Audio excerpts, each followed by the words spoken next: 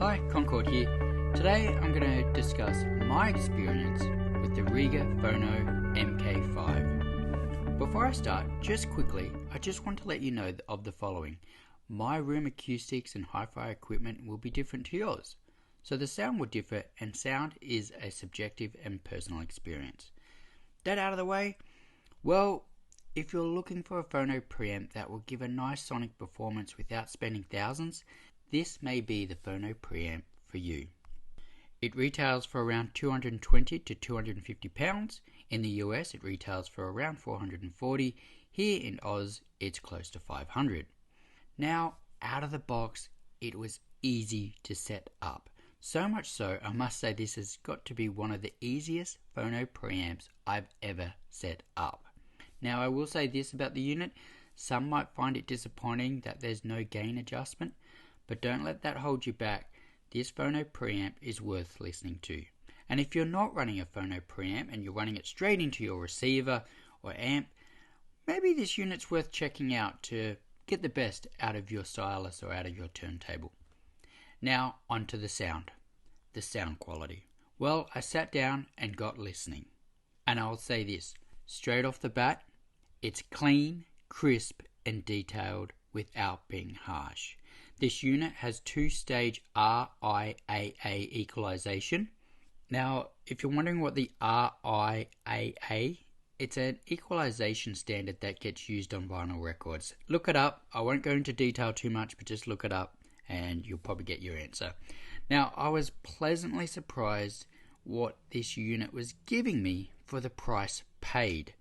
It also didn't forget to have a three-dimensional sound, aka a soundstage. That was wide and vast. I was actually really surprised at that. The unit is trying to give me accurate sound without exaggerating bass or amplifying the mids or the highs. It's still giving me that nice vinyl sound, which I really liked about the unit. This unit is trying to keep everything accurate, and for the price I was actually quite surprised. It gave more low end than I thought, which was surprising. Slight adjustment to the bass and I was good to go. And the only reason I had to slightly change the bass was because my previous phono preamp, that unit basically didn't have much bass. I had to up the bass on that tube amplifier. The mid-range is nice. The tubes did give me a warmer mid-range, but this unit is still great. That's the only kind of comparison I can make if I was to make a comparison, but I'm still really happy with the mid-range on this. The highs are nice and definitely not to the point where it's too bright. The bass level on this unit is good without being heavy or out of balance, but what I'm most impressed with on this unit was the level of detail this unit was giving me. I'm running an Ortofon LVB250 stylus, which retails for around $1,200 here in Australia.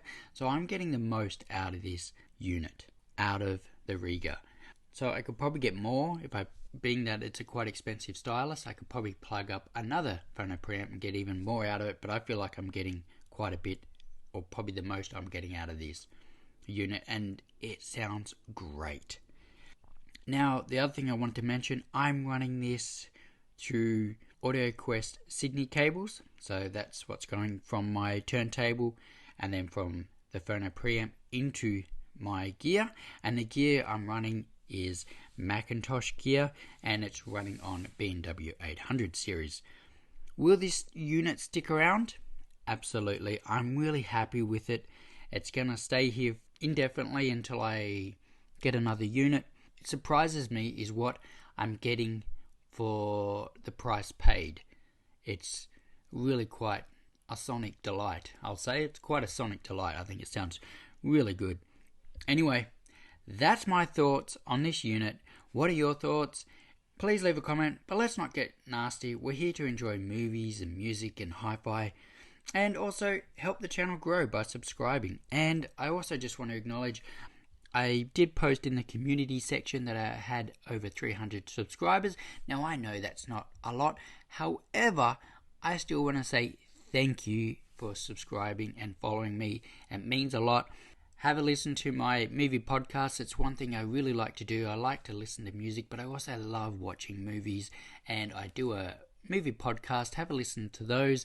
They're also available on Apple Podcast as well.